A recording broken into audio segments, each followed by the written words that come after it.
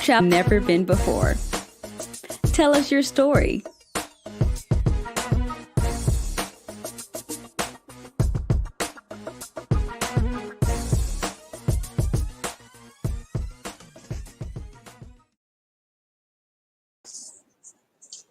Hi, it's Rita at the Travel Nurse Channel, and we're live here Tuesday. It is a little after 10. It's 10:20, and that is Pacific Standard Time.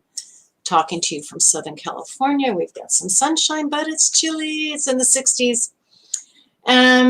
Today, I thought I'd highlight a little bit of what I think, what I hear when I read blogs and so forth, what nurses care about.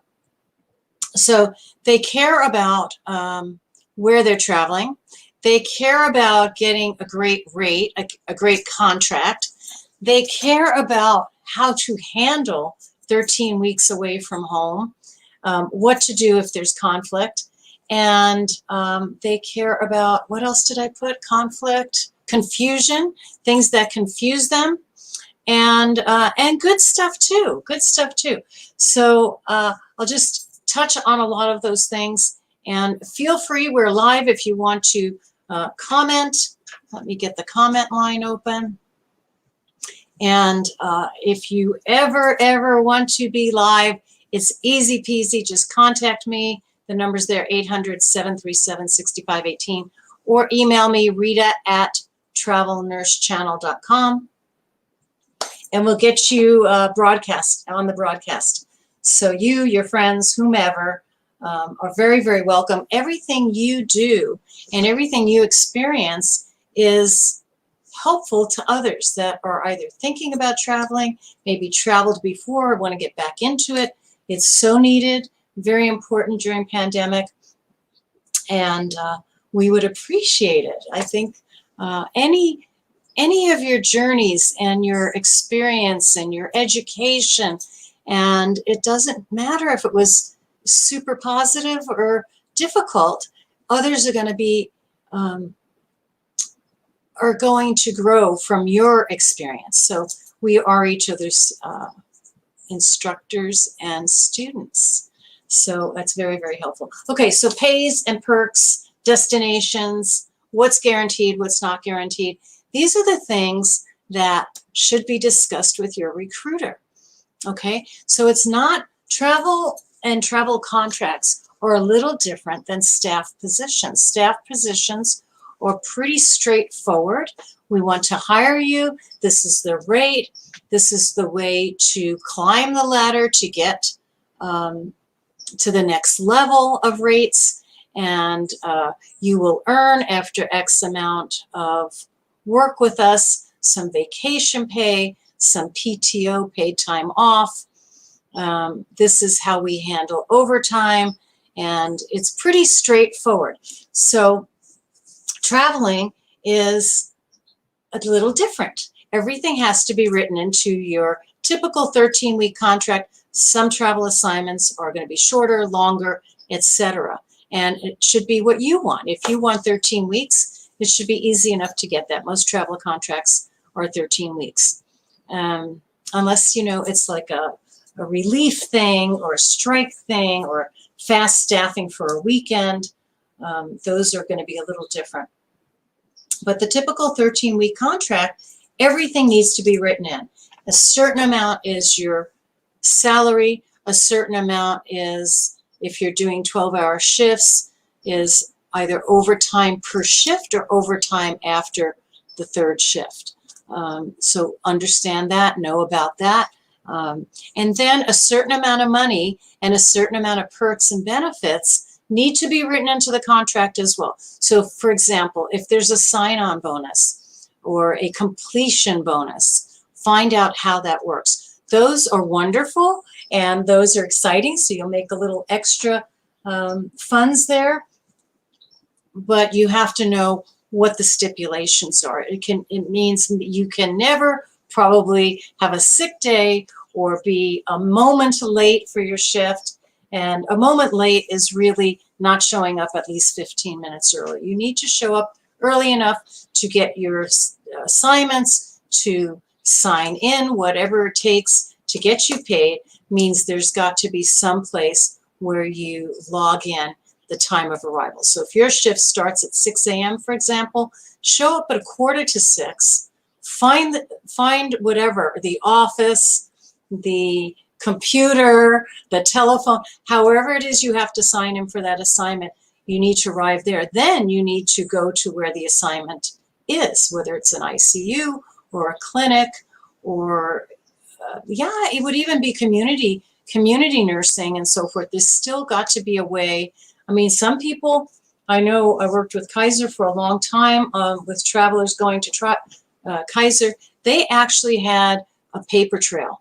They had travelers on a whole different program when I was there back in 2018, 2019, maybe even 17.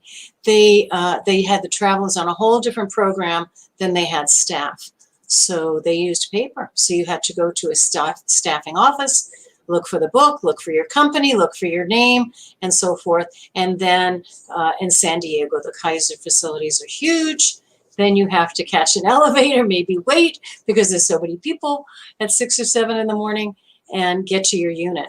So you have to leave a little give time for parking, for signing in, for meeting the criteria that is expected of a traveler. And it's very important to sign in because that's how you get paid. That information is going to go back to your company. It's going to get billed to the hospital, and then you're going to get paid. So, so we're talking about perks, we're talking about assignments, we're talking about pay. Assignments should be, it's a good idea, I've talked about this many times, to do your homework and have your top 3 choices. You know, you want to go to Hawaii. Do they pay the best? In some cases. In some cases, you'll make a better rate in a different state. But you want to go to Hawaii, you want to have the Hawaii experience if you haven't had it, or maybe you want it again because you have had it. And I wouldn't mind going to Hawaii. I've actually had 2 trips. One was my honeymoon like 100 years ago, and one was when my youngest was about 12-ish, 10-ish or 12-ish, and we took her, my mom, and my husband and I, and went to Maui, and that was really fun. They have lots of special places, waterfalls, and oh, what else did we see that was exciting? Waterfalls and plantations. And my mother wanted to go, she wanted to see what the Costco in Hawaii was like. We didn't make that trip. But oh, volcanoes, and just, it was wonderful. And snorkeling, the clear waters, the turtles, it's just an exceptional state. And we were only on one island at that point. But so decide where you would like to go. I was reading last Tuesday, I was kind of reading off lots of assignments and lots of great rates. Many of them were night shift. Now, if you are not a night shift nurse or you're done with your night shifts, you have to just spend a little more time, talk to a recruiter or more, one or more, and find out where the day shifts are, or maybe the afternoon shifts. The ERs, traditionally, if you're an ER nurse and you want to work in an ER, sometimes urgent care, they may have staggered shifts. They may be 24, well, ERs are 24 hours. Urgent cares may be 16 hours. So they may start at, I don't know, 6 in the morning, 8 in the morning, go till 8 at night, go till midnight. Some urgent cares incorporate industrial medicine, and they have the clinic piece to them. Some urgent cares do ultrasounds, many don't. Some have x-ray facilities. So, so decide what you want and what you don't want. You know, what are your absolutes that I have to have and things that I can be flexible about? And that will put you in a position to choose the best rates for you, the best opportunities for you. So Hawaii is important to you. Well, there's several islands, right? Kauai, Maui, Hawaii, Oahu, and more. And so you will have to look at all of that and weigh it all out. The perks are there, but there are the things that maybe aren't appealing. So, so that there's that. Okay, what else? How long do you have to wait to get paid? Most companies will pay you weekly. There's options at many companies to have direct deposit. The stipends, the housing, the travel allowance, the perks, they may be different. They may not occur per week. So you need to ask these questions, right? You need a certain amount of money to survive and enjoy your travel experience. And maybe there's a certain amount that could be put aside and earned later. That would be maybe money is going into your 401k, which helps on the tax end of things. So there's a lot of questions to ask with a contract, and make it. And there are some things that are not flexible. Maybe the salary is not flexible, but maybe the stipends are. You know, maybe you can get those weekly. Maybe the travel allowance, you decide I'm going to Hawaii. I'm excited about Hawaii, and I need that travel money because I see that to get there and then to get to the specific island and so forth, then I'm going to want those funds up front. So you talk to your recruiter about that. Will your benefits vary from assignment to assignment? Quite possibly. Will your benefits be different from company to company? Correct. That can be as well. So you have to decide what's most important to you. And what I have found in talking to the many, many travelers, and then being a manager for nurses that were traveling and others that were traveling, technicians and so forth, is that they kind of stick with their recruiter. When they start to travel and they get things figured out, and the credentialing and the testing and the many, many questions that come with new travel assignments, they find a recruiter that they really click with, and oftentimes will stay with that recruiter. And if you're lucky, that recruiter's with a company that you're comfortable with, and if the recruiter moves to another company, you'll have to decide, do I stay with the recruiter or do I stay with the company? So those are things you figure out. They're personal choices. So it's just like, you know, some people prefer to shop online. Some people prefer to shop in the mall.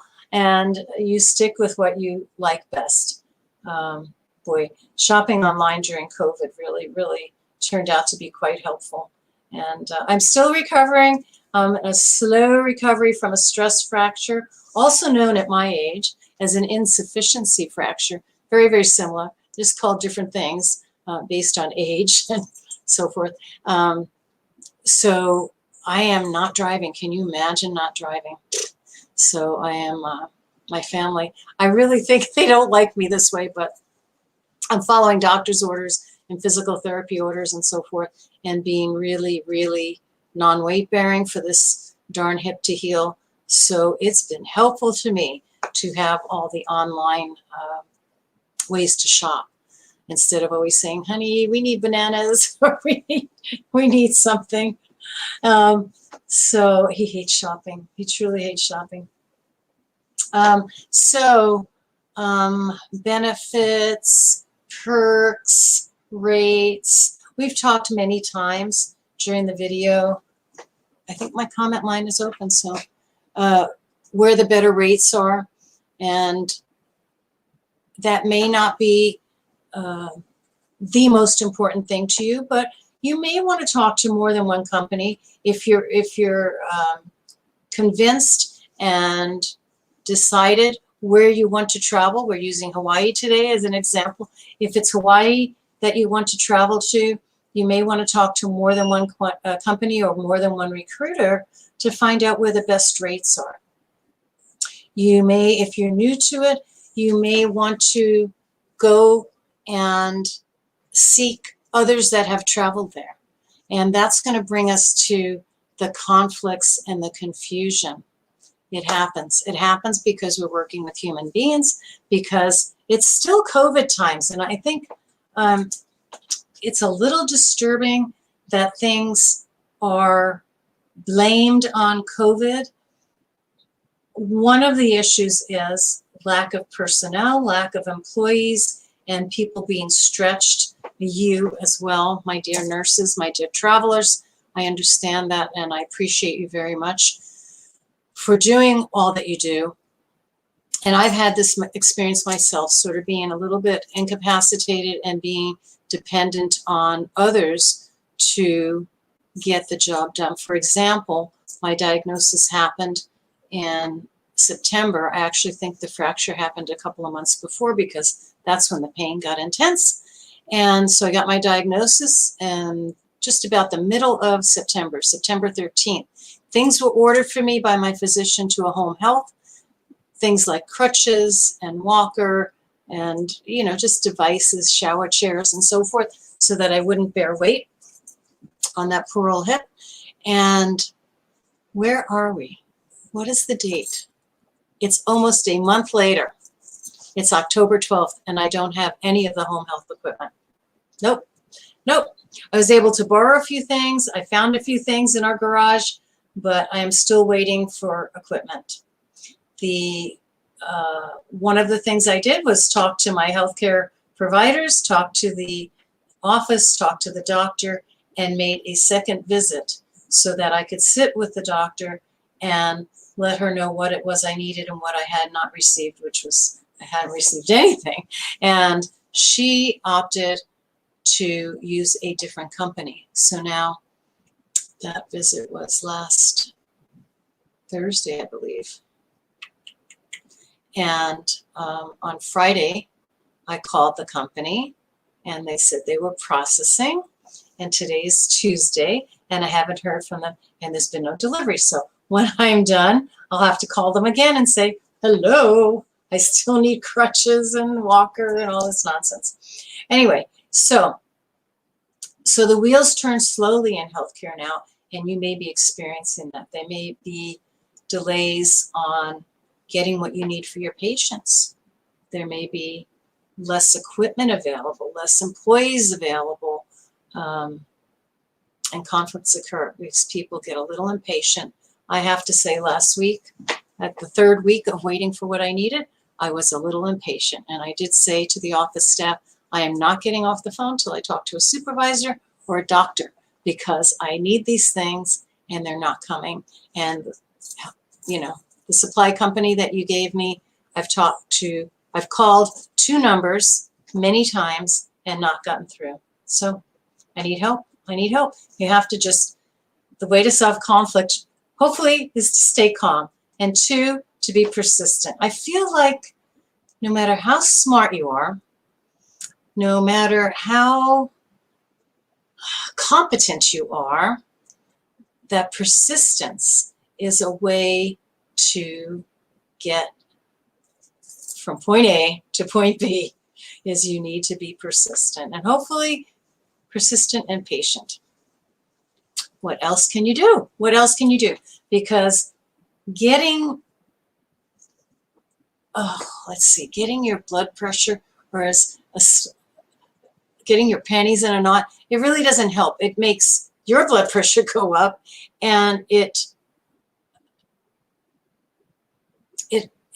the person that you're in conflict with, or the person you think can solve the conflict, if you're rude with them, if you're impatient with them, if you raise your voice with them, you are going to have, there's another saying too, you get more bees with honey than with vinegar. So if your expression of concern is tart and vinegary, you will lose the connection, the personal connection you need with the people that are there to help you. So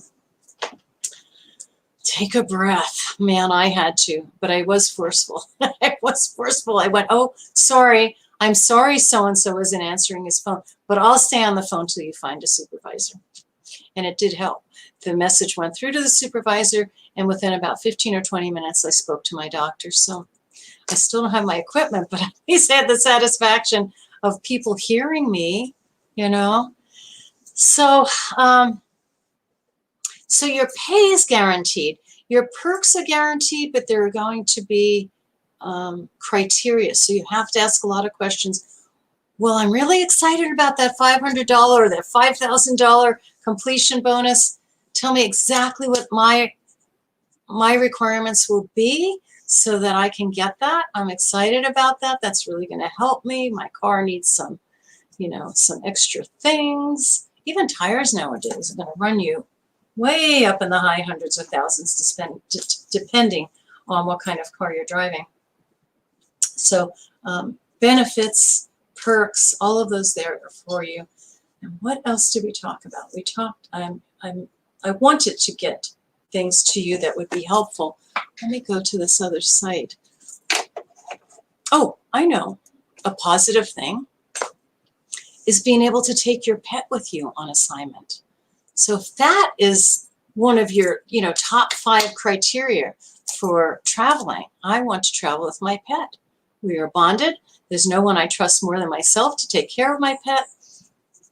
And you want to check out what companies, what assignments will allow for that. So that may be, if that's really important to you and you can only get it with 1 or 2 companies, then those are the companies you want to work with. I do believe that there's a lot of flexibility with pets. I met quite a few travelers along the way. It's not something I've investigated recently, but they did travel with their pets. Then I met ones that, still had adult children at home, and so they were comfortable leaving their pets in the care of the kids. So let's see. I had some ideas I wanted to talk to you that are good things.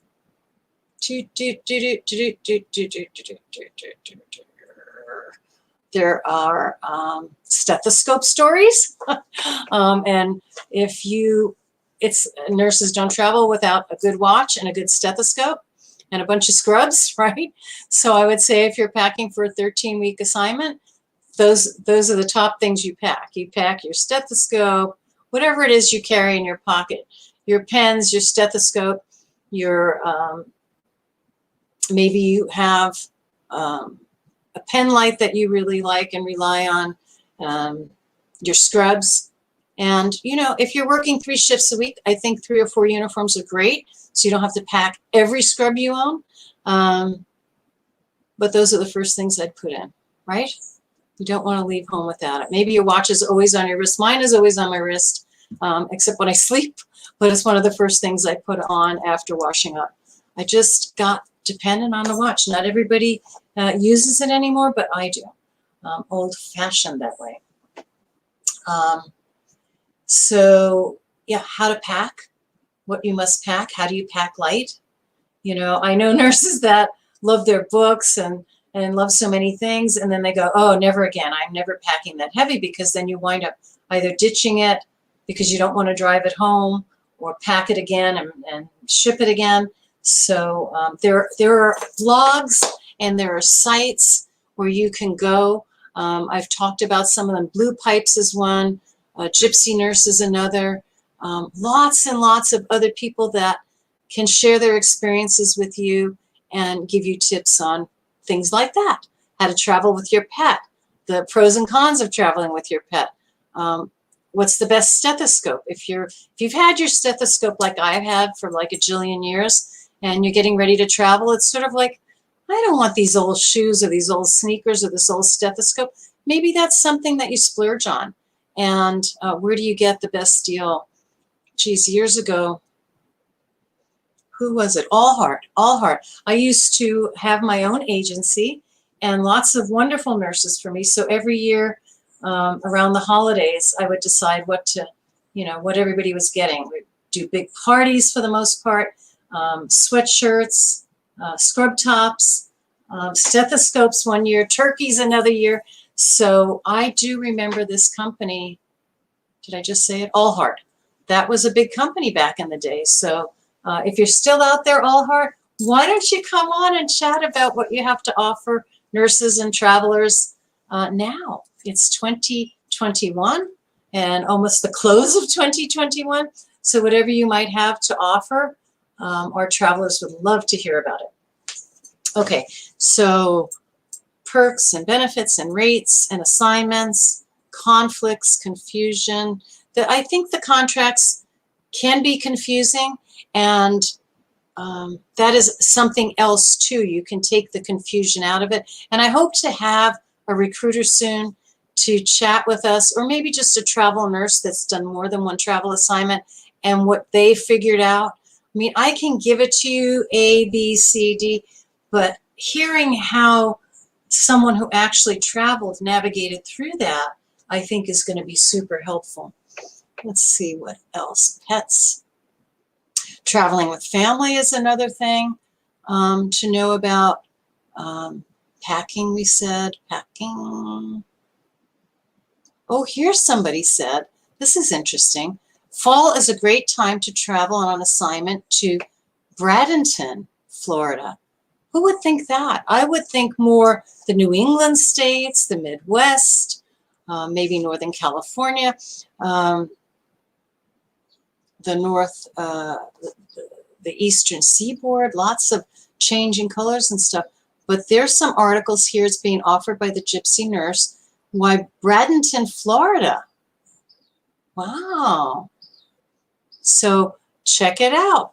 Bradenton, Florida is a great place to travel in the autumn. Who knew? I didn't know that. What else? Stethoscopes.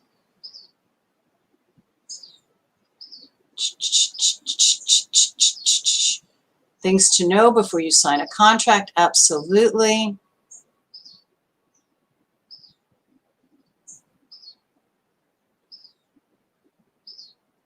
A lot of people are still talking about the COVID vaccine, and I guess that would be something to add to your.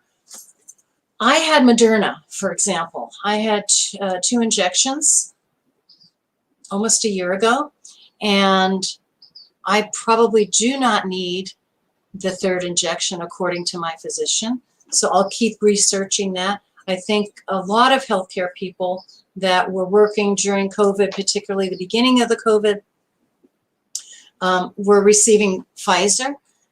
So there is probably the need there to get that booster, that 3rd vaccine. Particularly if you have any autoimmune issues going on, and maybe you went through some therapies. A lot of the cancer therapies, the chemo and the radiation and so forth, does kind of knock down your immune system. So you would be brought in sooner, just like me at my age in the 60s, that I'm going to go in sooner than my kids that are in their 30s and 20s. My son-in-law is still in his late 20s, so they will qualify for those vaccines later, the booster, the COVID booster. So think about that whether you receive the Pfizer or the Moderna or possibly the Johnson & Johnson, where you are on that spectrum of getting that next booster. I am probably not in need of it according to my professional healthcare team, but I will keep checking because things change very frequently in this 21st century of ours. Let me see where the time is going. I am closing in on my time. I am not seeing comments. Unfortunately, I hope you're just too busy and that you'll check us out later. We at the Travel Nurse channel broadcast pretty much every Tuesday, and it is live on Facebook Tuesdays, usually between 10 and 11, and it's archived. So you can check us out anytime that it's convenient for you. And we are also on YouTube and archived in there as well. So no problem catching us. If you want to join me, please send me an email or a text. The text or the call would be at 800-737-6518. The email would be rita@travelnursechannel.com. And tell your friends, anybody that really likes chatting. Your information, your stories, your journey are really, really valuable to others. So please check in with me. I would love to have you. There's so much to exchange, to share, etc. Even just things like, how do you manage your time off when you're traveling? That how other people do it might be helpful to you. You might think, well, I don't even know. I thought that I'd have a laundromat in the apartment building, but it's not. And I didn't rent a car. Different things. How do you do it? How do you unwind? What do you do? How do you leave all that behind when you've had 2 or 3 stressful shifts in a row and you have only one day in between? Maybe you don't have to do laundry. Maybe it's more important to do the self-care.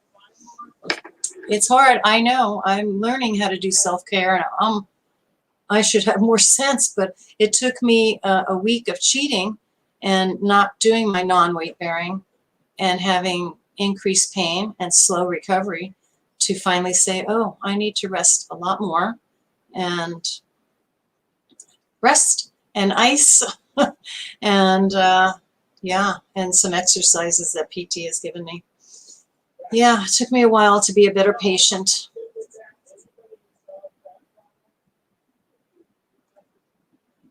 Let's see. What I'm trying to look for a conflict so that we could talk about the best way to resolve conflicts. I really think that there really are more positives. Oh, here's another one about packing. Oh, consider tips. Tips. That's good. I like tips. Oh, here's another article about ways to show appreciation for your travelers, your healthcare workers and your travelers. And I know that many facilities and organizations and the hospital PR teams and so forth were making sure that they got their teams, their nurses, their doctors well fed, because they were working very difficult long shifts, particularly the ER, the ICU, the acute care settings with the lots of COVID patients were providing meals. And it could be breakfast, lunch, or dinner. It could be for the night shift, the day shift. But those were wonderful things to do. But my friend, who worked through much of that and finally took some early retirement, she said, yeah, food's okay, but what we really needed, it probably should have had counselors to talk to them, leaders to update them when they were short on equipment, what to expect in the next day and the next week and the next shift, because it was just too much confusion and too much distress. I mean, for example, in the beginning, they were saying, here are these brown bags to keep your N95 masks in. And then, oh, we're out of brown masks. We're out of brown bags, so just ditch your mask. And then you think, well, what if I show up for work and I don't have a mask? My friend, her husband was very thoughtful. He got her a sanitizer, like a special home sanitizer for her equipment. So yeah, there was a lot of confusion, and there were different ways to show appreciation. Just saying, going up personally, one-on-one, when you see something good happening, saying, you're doing a great job. Thanks. Thanks for the good work. I saw what you did with that patient. Thank you. Yeah, that's appreciation. We use that with I have a little grandchild who I am mad about. She's 18, 19 months now. And good job, good job. I mean, their little lives are so frustrating. They have so little control. And when they get tired and they don't understand, or you don't understand them, they need all that positive stuff when they can get it, So when she eats well, or when she's quiet when she needs to be, we just want to give her a lot of kudos. And little people are very similar to grown-up people. We need that. We need that. Well, folks, I hope I gave you some information about the things that you care about, your pets, your assignments, your rates, your contracts, your well-being while on assignment. Another thing I think too, that can be either the conflict or the positive or the friendships, because we're human. And when we go to travel, we think, oh, it'll be so exciting. I'll meet new people. But maybe it's difficult. Some of the people in my life are people I met way back in nursing school or grade school or family. And then you move and you don't hear from them. It's okay. You can pick up the phone. You can call them. I actually just had a phone call and I said, I'm going to broadcast, but I'll call you as soon as I'm done. So yeah, keeping up those things and understanding everybody with their crazy schedules and stuff, but that maybe you were really looking forward to building some new friendships and found it more difficult than you expected. Or maybe you were just looking for the peace and quiet and met like one of your best friends ever that you're going to keep for life. So there's so much to be learned, and the unexpected positives that occur or the unexpected conflicts that occur. Those are the things that I think it's important to share.